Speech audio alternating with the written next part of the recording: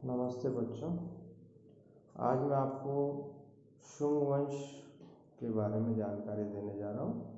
पुष्यमित्र शुंग लगभग 185 ईसा पूर्व में अंतिम मौर्य सम्राट बृहदस्थ को हत्या के साथ ही मगध साम्राज्य के इतिहास के प्रथम चरण का पटाक्षेप हो गया।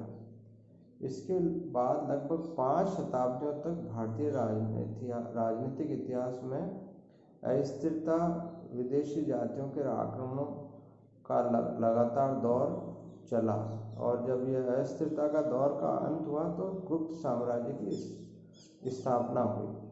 इन 5 शताब्दियों के लंबे अंतराल में जहाँ अनेक क्षेत्रीय शक्तियों का उदय और अंत हुआ, वहीं दूसरी ओर भारत में आक्रमणकारियों के रूप में शक, पहवों, कुषाणों और यूनानियों का प्रवेश हुआ। ये जातियां अपने अपने राज्य स्थापित करने में सफल हुई। तदनुसार ये शन्य सब भारतीय समाज में आत्मसात हो गई। शुंग राजवंश की जानकारी वाले जो स्रोत हैं वह पुराण, हर्षचरित, मालविकाग्निमित्र, कार्की संहिता, पातंजलि कृत महाभाष्य, दिव्य ध्यान, आर्य मंजूश्री, मूलकल्प, तारानाथ के बौद्ध धर्म का इतिहास आदि ग्रंथों से इस राजवंश के बारे में छुटपुट और बिखरी सी जानकारी मिलती है। इस महान राजवंश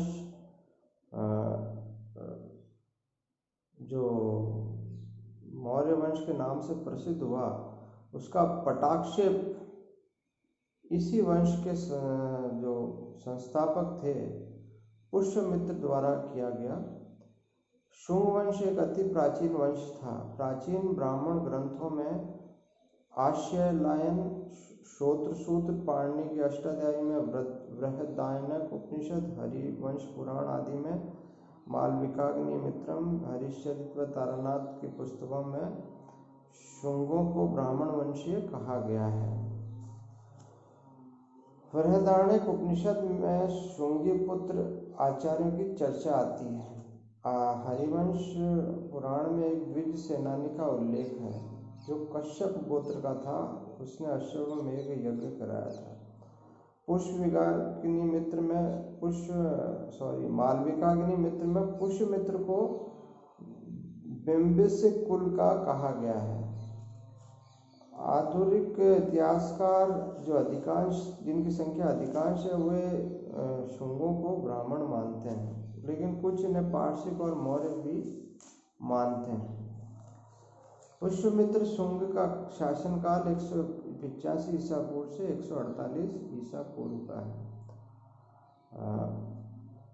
पुराणों में सेनानी पुष्यमित्र द्वारा अपने सम्राट बृहदत्त को मारकर अपने वंश की मगध सिंहासन पर स्थापना का उल्लेख मिलता है। हर्षचरित में बाणभट्ट सेनापति पुष्यमित्र द्वारा अंतिम मौर्य सम्राट बृहदत्त के वध की घटना के अपेक्षित अधिक विस्तार से उल्लेख करता है। गार्गी संहिता, पातंजलि के महाभाष्य इत्यादि में पुष्यमित्र के शासनकाल का वर्णन मिलता है।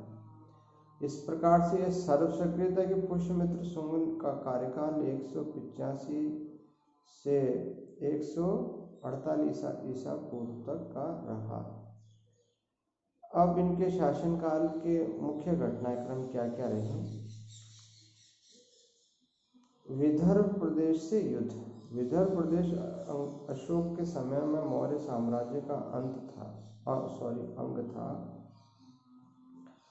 किंतु अशोक की मृत्यु उपरांत किसी समय भी वह स्वतंत्र हो गया।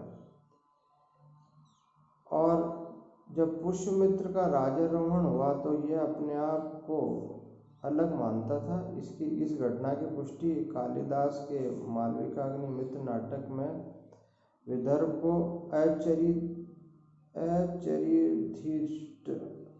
अर्थात कुछ समय पूर्व स्थापित कहा गया है। जिसका शासक तरु था, उसको पुष्यमित्र शुंग ने पराजित करके इसे अपने सीमा में मिला लिया। इसी प्रकार से यूनानी आक्रमण, यवनों के आक्रमण की संभवतः जो संभवतः आक्रमण की जो संभावना थी उसका उल्लेख मालविकाग्नि मित्र, गार्गी संहिता और महाभाष्य में मिलता है। और इन यवनों ने अयोध्या, चित्तौड़ के निकट नगरी राज नामक स्थान इत्यादि पर घेरा डाला था, जिसे जिससे जिससे पुष्यमित्र शुंग का पाला पड़ा। इस प्रकार से यवनों यूनानी आक्रमण की चुटपुट लड़ाई का वर्णन इन शास्त्रों में मिलता है। पुष्यमित्र ने अश्वमेध संपादित किया था। इसकी सूचना महाभाष्य, हरिवंश पुराण, धनदेव के अयोध्या अभिलेख और मालविकाग्नि मित्र से मिलती है। पुष्यमित्र ने बौद्ध धर्म